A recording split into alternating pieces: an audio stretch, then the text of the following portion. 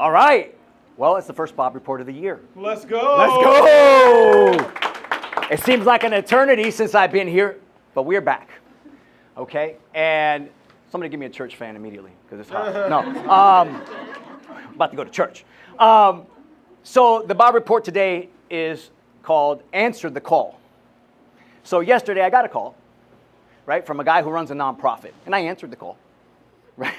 And he wanted something. He wanted me to host a table for his nonprofit function. But as many times in a conversation when somebody calls you, they're going to make some small talk first before they ask you what they want to ask you, right?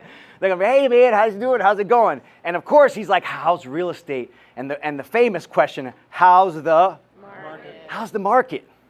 And so I was like, well, listen, the market is different depending on what you believe, right? Some people have had their best year last year. Some people had their worst year last year. But I can tell you that as a business owner, we can't deny what the data has been. The data is that last year was the worst year in real estate since 1995. That's worse than 2007 and 2008. That's just the reality of things. And we end the conversation, and he's like, man, well, I'm just glad you're doing really well, man, and you're thriving. And I hung up the phone, and I was like, how does he know I'm doing well? I didn't tell him that I was doing well. I didn't tell him that I'm making all this money in a tough market. And then I realized the reason he thought I was doing well is because I was calm. That I'm calm in the chaos. Okay? And you've got to understand the times that we're in. So my cult leader, Tony Robbins, was on this podcast. I believe it was you, Mike, who gave me this podcast. So this is my cult leader, Tony Robbins. And as cult leaders do, he said something very profound in this interview. He said, he was talking to Patrick Bet-David, and he said, do you know how the human race went from being in fear and just survival? Do you know what they did to figure it out? Do you know what they did to go from hunter and gatherer, where we had to kind of survive and move from place to place to just survive, to find food and do all that? Do you know what they figured out? Do you know the pattern that they recognized in order for us to actually establish ourselves, to build cities, to build our families, to stay in one place? Do you guys know what the pattern is? Seasons. We figured, yeah, she watched the podcast. We figured out seasons. See, here's the thing. If you do the right thing in the wrong time, you're not going to get the results. And the thing about seasons is you got to understand which one you're in and what's needed in that season. But it also, what's cool about knowing that there's seasons is you don't have to be afraid, right? You ever meet somebody from up north that just moved to Florida? And what do they think about? How are they feeling about summer coming? They're scared because they don't know what's coming. They've heard about it. But we that live here, I come from Puerto Rico, which is literally on the equator, and then I came to Florida. So I'm like, well, whatever. Stay inside if you don't like it. You know what I mean? But they're scared. But I know what the seasons are, and so do you. So, I don't know if you guys watched the Super Bowl, but the halftime show started with this. Kendrick Lamar's on the car, and he says, the revolution is about to be televised. You picked the right time, but the wrong guy. Now, by the way, when he says wrong guy, he just meant I'm the wrong man to mess with. Like our boy Casher says, I ain't the one. Right? Because there was some controversy with the thing he was going to do. But I do want you to recognize what season we are in. Number one is we are in a season of revolution. This is messy, guys. There's a lot of change happening. We're changing as society. We're changing beliefs. AI is disrupting everything. Right now, in government, things are getting broken all over. Like, we are in a time of massive revolution. But we're also in a time of revelation. Meaning that we're going to be getting a new wisdom here, right? That in these times of massive change, there are people who are starting to download some messages. And also what's going on in this time is also something called revival, which me and Mike have been talking a lot. Do you notice that a lot of people are starting to get spiritual? That you're starting to realize that life ain't really fulfilling until you have a strong spiritual foundation. That when things get tough, you start looking around and thinking, what's really important? So we're going through a revolution. We're getting revelation. And there's a revival happening. Okay? We are currently in the season called the fourth turning. This is the generational season. I want you to know they write books about this. This has happened before, so don't be scared. Don't be scared. There was something called the Great Depression that you guys did not have to live through. It was bad. There was something called World War II. It was really bad, right? People talk about divisiveness now. You know, in the interview with Tony Robbins, he said, if you looked at the letters that Jefferson and Adams were writing to each other, don't worry, we're not in that divisive an era. There were absolutely worse times, but we are in the fourth turning. And the thing is that after winter is what? Spring, baby. But you just don't get there naturally. It just doesn't happen in these generational cycles. People have to step up. There's these special people that lead us into the springtime, that lead us into the good times. And why do these seasons happen? And this quote is one of the best quotes. This is why seasons happen. This is why we can't stay in the good times. Hard times create strong men. Strong men create good times. Good times create weak men. And weak men create hard times. Weak men and women have created the hard times that we're in, but it's going to take strong men and women to get us out. So, I want you to talk to you about the hero's journey. Okay? We need heroes. That's what happens in these times. There's people that step up, and not just regular step up. I'm talking about the people that you think are like, wow, like I can't believe what they've accomplished type of stuff. Like we don't just need regular people to get us out of winter, to get us out of the fourth turning. So there's actually, the hero's journey is actually the basis of all the movies, all the books and movies you've ever loved, follow the same exact path, okay? Now, I want you to know that it's, like I said, it's not just about being good. We need great people. We need outstanding people. And I was watching this interview with Will Smith, who I would consider to be one of the GOATs in the entertainment industry, music, acting, all. He's probably got everything, the EGOT, I don't know.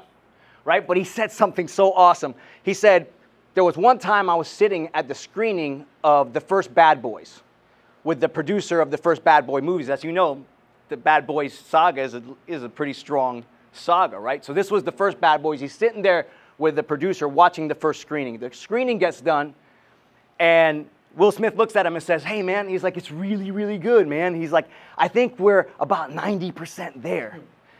And the producer said, you know what the good thing about being 90% there is? Is that at least you know you're halfway there.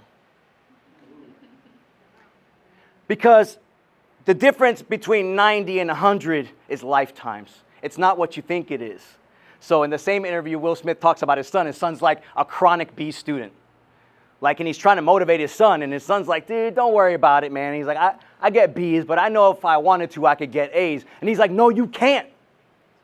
No, you can't. Because what you have to do to go from a B to an A isn't what you think. You might have to change the way you eat. You might have to change your friends. You might have to study sleep. That's what he told his son. Because the difference between a C and a B ain't the same difference between a B and an A. That's real. It's a lifetime apart. So what's the first step? The first step is we have to answer the call. Right? All of us get called. All of us hear something inside, right? No matter what you believe. All people, at least in this culture, are hearing something or have heard something for a long time. And the calls, they kind of come in different versions, right? You might get the potential call. Not potential spam. It's the potential call. You know what it is. It's that little voice that's been ringing inside you for a long time. And sometimes you put it on silent. And sometimes you put it on silent for decades. Right? You make little steps, but you're not really buying all in. And sometimes you don't answer the call at all, but the phone's ringing. Sometimes you might get something called a push notification. So a push notification usually comes in the form of somebody who pushes you and sees something in you that maybe you don't see. Raise your hand if you've had somebody either you know or even a complete stranger tell you something that you remember to this day. Like it's stuck with you and it was something they said about you and what your potential was. Has anybody had something like that? I mean, and I remember the strangers the most. I remember being in an apartment, this guy, I was with him for maybe an hour, and he looked at me and he said something to me, and I never forgot it. I'm like, it made a profound difference because he barely knew me. He said something to the extent, it's like, dude, you're too big for this city. You belong somewhere else. And I was like, dude, you barely know me. But I never forgot it. That was maybe like 20 years ago. Okay, so you might get a push notification from somebody, or the call might come in the form of an Amber Alert. You guys remember a couple years ago when they messed up and you got an Amber Alert like at 3 in the morning? And it just shook you. I was like, whoa. And they're like, ooh, somebody messed up. They did an Amber Alert at 3 a.m. Right? And an Amber Alert is like warning, like something's up. There's something happening in your spirit. And you got to listen, man. I remember a story my pops told me one time. And so it was about 6 months after my sister was born. I got an older sister. And you know, she wasn't a planned, you know, sibling, okay? And so my dad wasn't quite ready to give up his wild living, you know? She was the mistake. Yeah, she was the man. Me! Yeah, you were planned. I was meant to be here. No. But here's the thing. He wasn't quite ready to shift. He wasn't ready to answer the call yet. It took about 6 months. And he told me, he said, one night I was driving home. And I smelled like alcohol. I had lipstick on my collar, and I looked at myself in the car mirror, and I was like, what are you doing? I got a young daughter at home. What are you doing? And that was the moment that he answered the call and said, it's time for me to be a father, right? I can't live the way that I used to live. Now,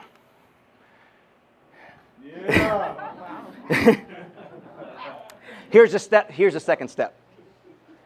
So this guy, his name is Lockie Travelos. This is a real person. Obviously, this is a ChatGPT version, okay?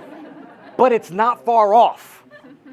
Lockie, when I first met Lockie, I was in the high school weight room. I was a sophomore. I don't know what he was because I thought he was a teacher. This guy's 6'4", he's Greek. He looks like the hairiest, I've never seen somebody hairy like that. And I was like, man, this guy's been teaching for 10, 15 years at the school.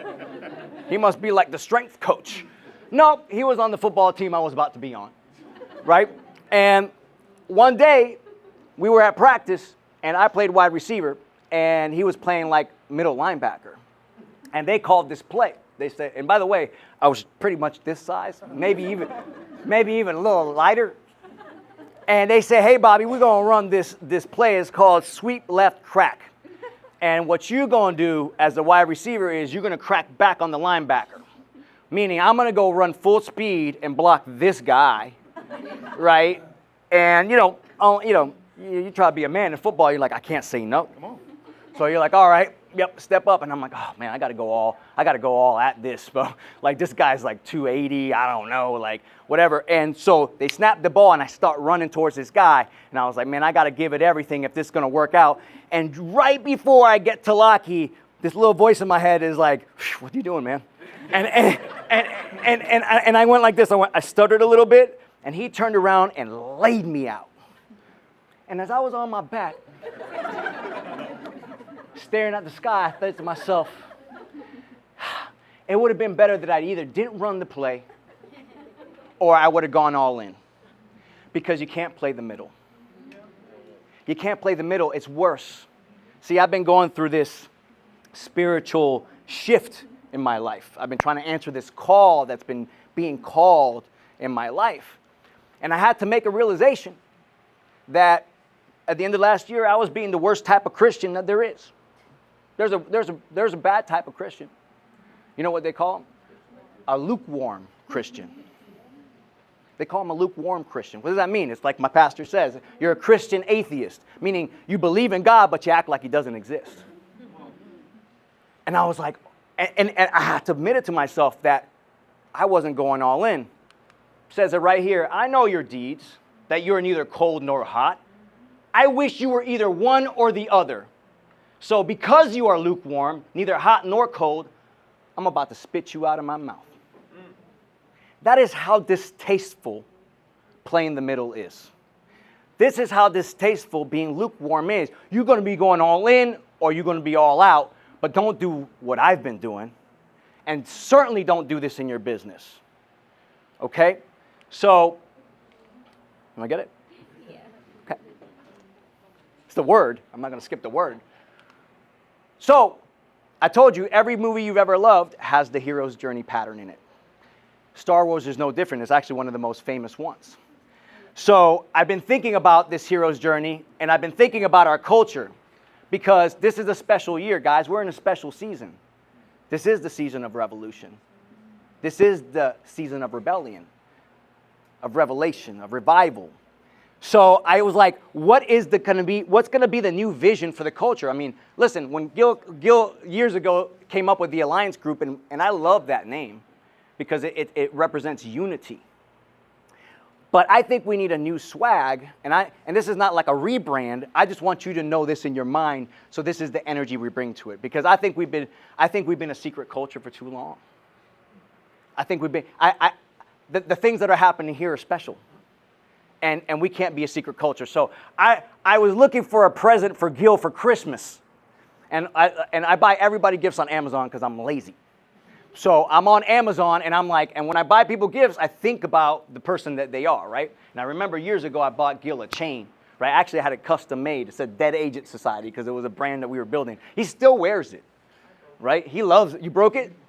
Dude, good, because we're about to do it. Because we're about to do a rebrand. It's the fourth turning, baby. We something better. So I go into Amazon, and I put in the search bar, I put Alliance, just to see what would come up as far as products. And this is what I got. The Rebel Alliance. Gio really likes it. And when I saw the word the Rebel Alliance, I realized, okay, this has some swag to it, right? The Rebel Alliance to me means that we are no longer going to be a secret culture. Okay? We are not going to be a secret culture. Guys, we did, I think, $475 million out of this office last year, in the worst year in real estate. We've got some of the best hearts, the best servant leaders. We're growth-minded. And by the way, not everybody's experiencing this during this time. We are the light in the darkness right now. And people are looking for a change. That's why just in the past few weeks, brokers are saying, I'm done with the old way. You know, these brokers that have been with other models have now finally realized that it's dying. And they're either going to, if they want to continue, they're going to have to hop aboard with a culture like the Rebel Alliance. So who are the heroes in the Star Wars? Who are the heroes of the Rebel Alliance? They call them Jedis, right? These are the top. These are not regular folks.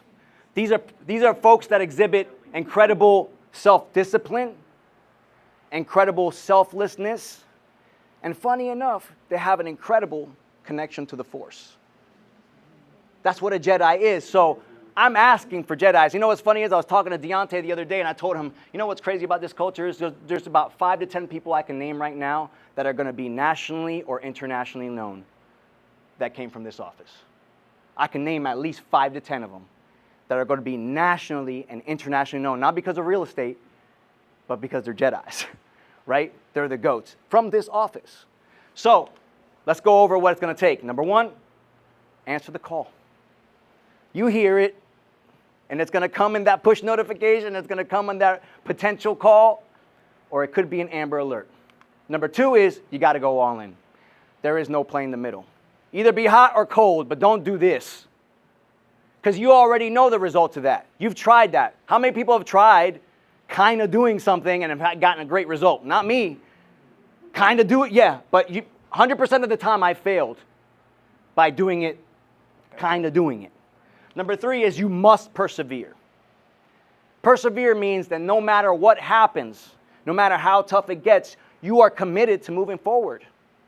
And by the way, being a Jedi promises it's going to be hard. Like, that's built into the system, because hard times make strong men. And number 4, and this came up at church the other day. You like this, Mike?